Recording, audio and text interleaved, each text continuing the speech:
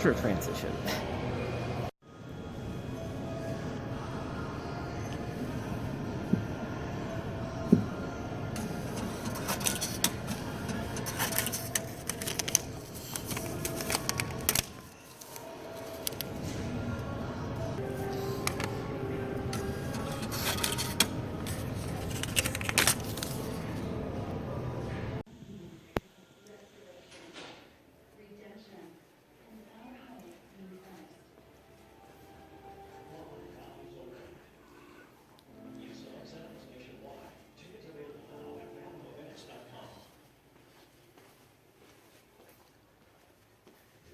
Fans, meet your match with Newbie's trivia game, Shuffle, the addictive way to test your Hollywood IQ. Right now, it's all about award season. Play a mix of challenging trivia games anytime, anywhere. Head to newbie.com/shuffle to start playing.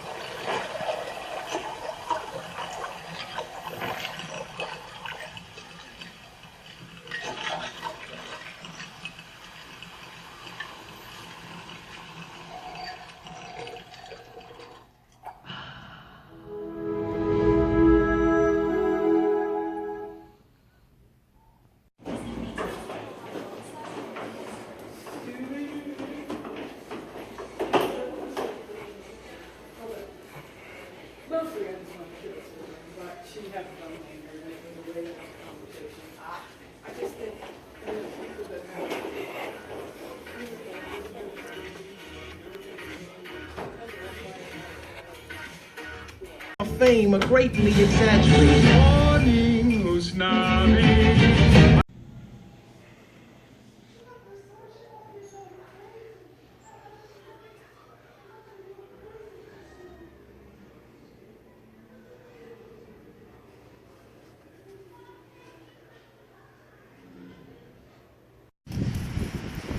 It's raining outside, as you can tell from the ground over there with the droplets coming down from the sky. And there is Best Buy right there. We're finally going to go over there, and I don't think anything big came out this week that I'm interested in, but I have to go over there and get a couple of gift cards, and we'll see what else they have over there. It's about halfway through the afternoon, so let's not waste any more time. Let's get on over there. Once again, nothing of note came out this week. Plus, there's a better Jerry Bruckheimer, Will Smith movie playing in theaters now in Bad Boys for Life. So, policeman's still in here. Hopefully it still is.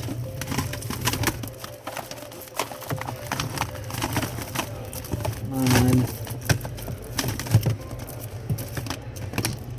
I had it in my hand last week. I probably should have bought it then, but let's see if I can find it.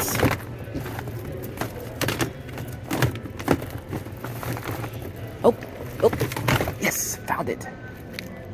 And it's damaged. There'll be another one in here somewhere. Well, that sucks. Well, here's something. I ordered this last week off of Amazon, and it said it wasn't coming until Tuesday.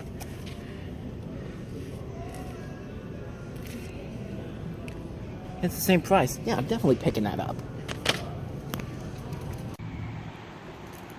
Okay, so we are coming out of Best Buy, and I gotta say, maybe that was a good luck that I was able to cancel my Amazon order on that, because it actually benefited me. I'll show you why in just a second. Let me show you the one thing I did pick up in there, and that is the Mindy Project, the complete series, which is $40.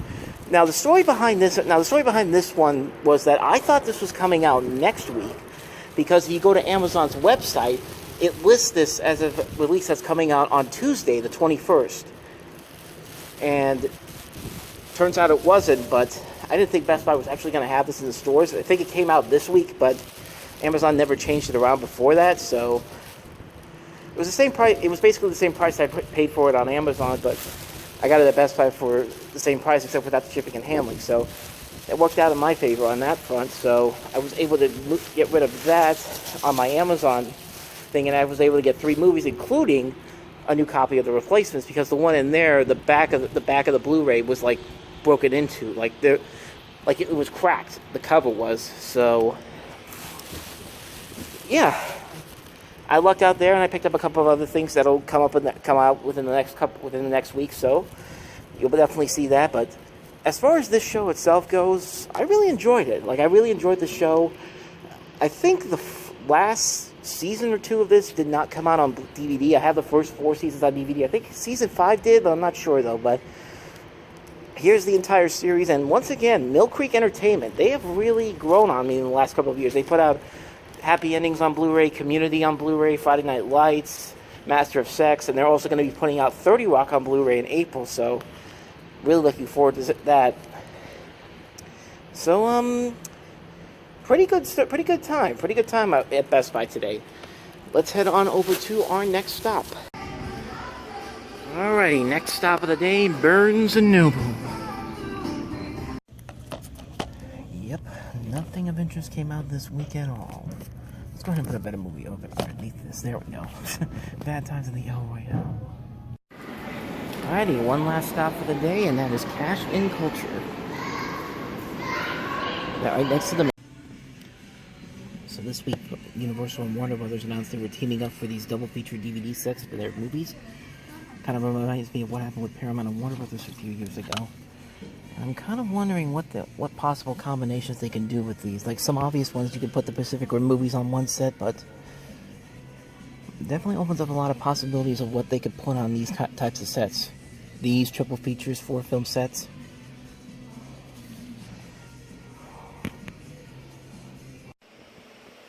Alright, so coming home today, I got 2 packages from stuff that I bought online, so let's go ahead and open these up real quick.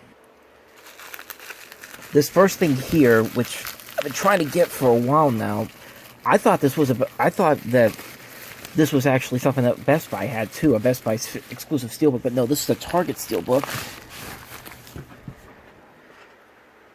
Yeah, I finally got the glass steelbook, the one that Target has. There's a couple of scratches up at the top there, but for the most part, it looks like in good condition. I only paid about $17 for it.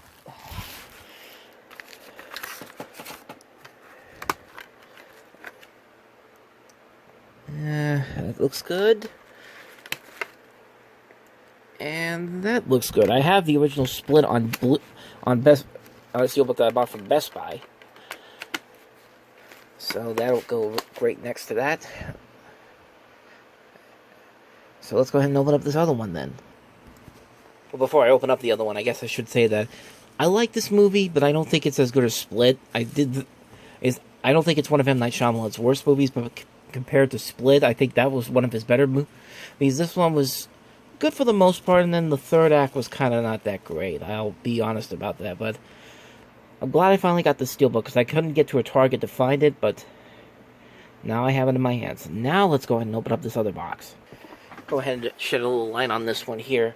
Now, if I'm right, this is the steelbook that I bought off of eBay, because I saw this at a Best Buy a couple years ago when Creed 2 was coming out. If this is what I think it is, it's actually in one of the older movie stop videos I did, but for some reason I didn't pick it up, and no, this is not it. This is actually from FYE, so why don't we just forget about that whole thing? But yeah, this is stuff that I got from FYE, stuff that I bought online, because there used to be an FYE at the Monmouth Mall, but that shit closed down about 5 years ago. But there were 2 steelbooks in there that I saw on the FYE website that I really wanted to get my hands on. This one first is Little Shop of Horrors.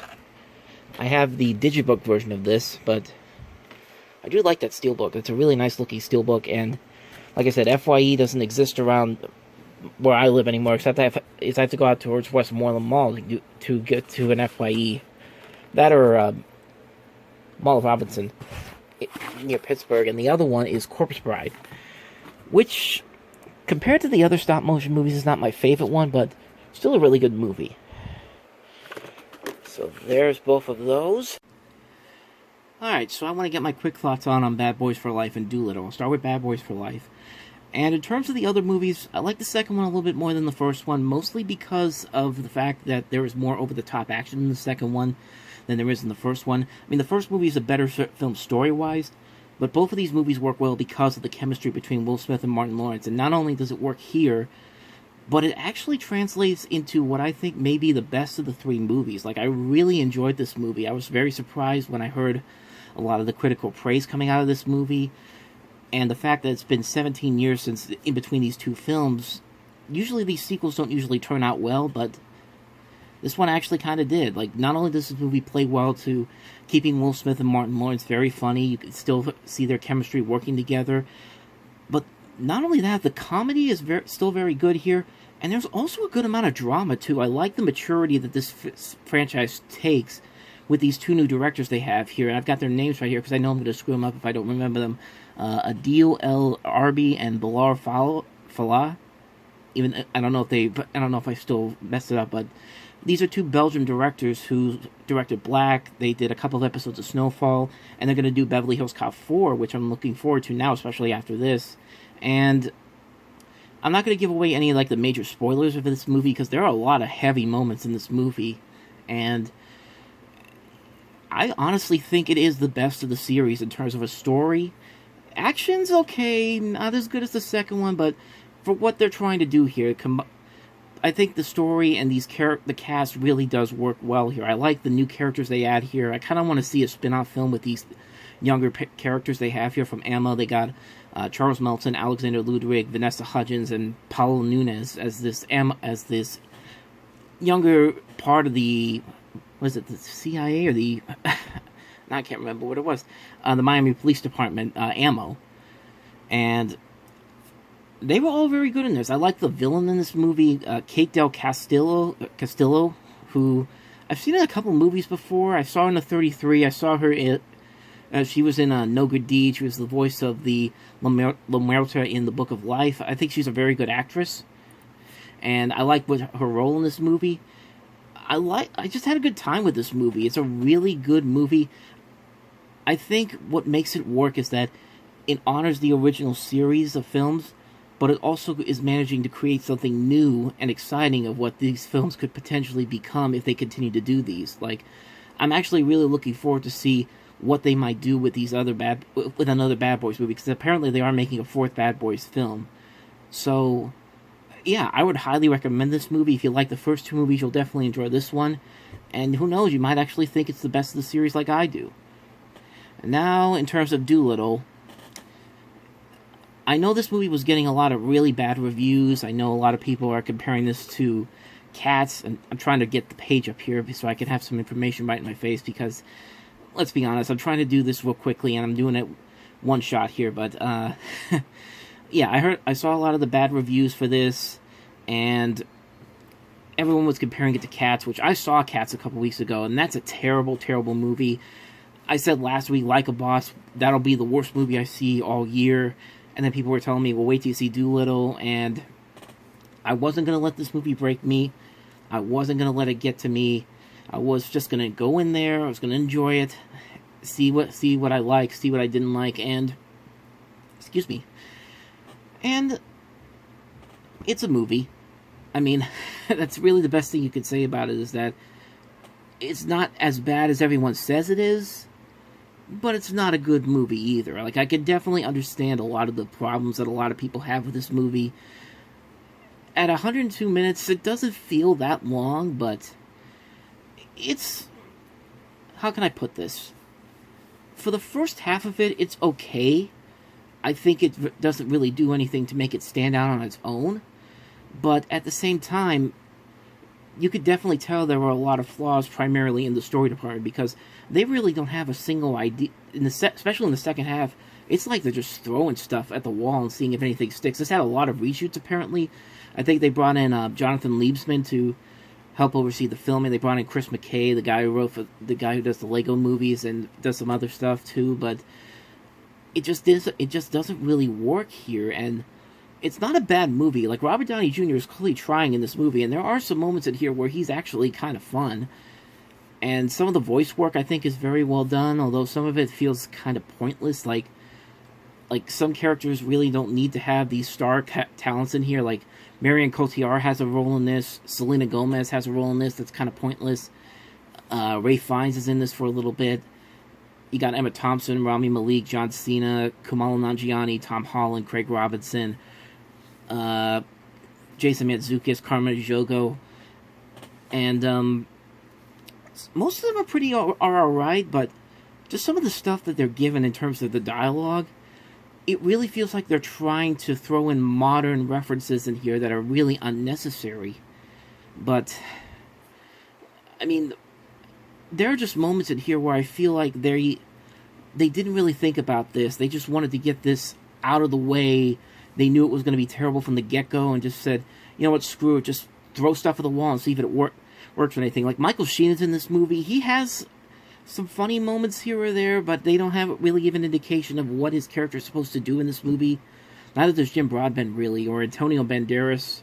But I don't know. I mean, I did get some laughs in here. There is a moment in this movie that feels kind of forced and really just a pointless gross out scene. Like, they go and find this dragon, which the second trailer kind of gave that away, but they go and find this dragon, and they go in, and they have to do a examination. Like, they have to do like a rectal examination to get some stuff out of her to get to like show that they're not the bad guys or something. And it's as gloriously bad as you think it might be, but it's not that long, and it is pointless, but it's not terrible. But yeah, that's something that happened in the movie, and I don't think it's I don't think it's as bad as Like a Boss, because Like a Boss was not even trying. There's clearly some effort being put into this movie, but in the end, it doesn't really come together as well as I think they wanted it to. I think for younger kids, they might get a kick out of it, but for me personally, I've already pretty much forgotten it. It's kind of like Vapor. Like, you see it, and then as the day goes on and the weeks go by, you completely forget about it. Would this make it probably worst of the year list? Maybe, depending on how the rest of the year goes, but it's nowhere near as bad as Like a Boss. I think Like a Boss, to me, is still the worst movie of 2020 so far, which is not saying much because we're only 3 weeks in. But this movie itself, it's forgettable. I'm going to forget about it in a couple of weeks. For kids, I think they'll really enjoy it, but for people like me, who are just going to see if it actually works, it doesn't. So, that's about it.